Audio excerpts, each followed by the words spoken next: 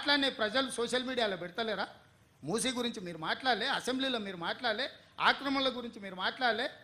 మీరు శాతగానోళ్ళు కాబట్టి మీరు ఒక్క పని చేయలే. ఈ ప్రభుత్వం కొంచెం రాజకీయంగా ఇబ్బంది వచ్చినా ఒక మంచి కార్యక్రమం చేయాలని ముందుకు వస్తున్నాం.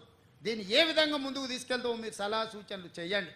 అంతే తప్ప కిరాయి మూకలు నెంబడేసుకొని మేము అడ్డగోలుగా మాట్లాడతాం, మేము అడ్డుకుంటామంటే ప్రతి ఒక్కడు బుల్డోజర్ నా మీద నుంచి పోవాలి, బుల్డోజర్ నా మీద నుంచి పోవాలంట.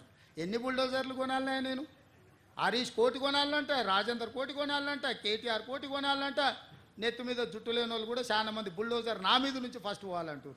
ఎన్ని బుల్డోజర్లు కొనాలి వీళ్ళ కోసము? ప్రభుత్వం దగ్గర అంత ఏడుంది? అప్పులు చేసిపోయింది కేసీఆర్. వీళ్ళందరి కోసం బుల్డోజర్లు కొనాలంటే లేవు, బుల్డోజర్లు కొనం. మీలాంటి సన్నాసుల కోసం బుల్డోజర్లు అవసరమా? దారుణమే పిచ్చుకుక్క గరిస్తే కూడా సస్తారు మీరు. మీ గురించి నేను ఆలోచన చేయాల్సిన అవసరం ఉందా?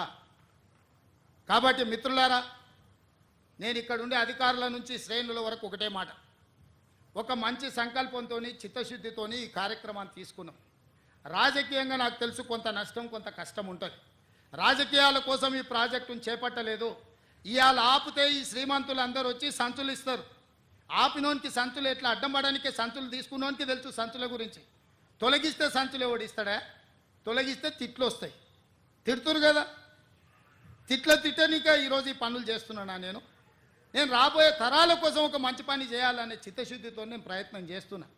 అందుకే ఈరోజు ప్రతిపక్షాలకు నా సూచన, మీరు రాండి, ఈ ఆక్రమించుకున్న చెరువులను ఏ విధంగా ఆక్రమణలు తొలగిద్దామో, మూసీలో ఉన్న ఈ మొత్తం వ్యవహారాన్ని సరిదిద్దుదాము, నగరాన్ని బాగు చేసుకుందాము. ఇంతవరకు అంచనాలే వేయలే. ఈ మధ్యలోనే కన్సల్టెంట్ని ఫైనల్ చేసినాం, ఎట్లా కడదాము ఏం చేద్దామని. అది మొదలు కాకముందే అప్పుడే ఆయన రాగం ఎత్తుకున్నాడు. ఎందుకంటే 10 ఏళ్ళ అనుభవం అదే కదా.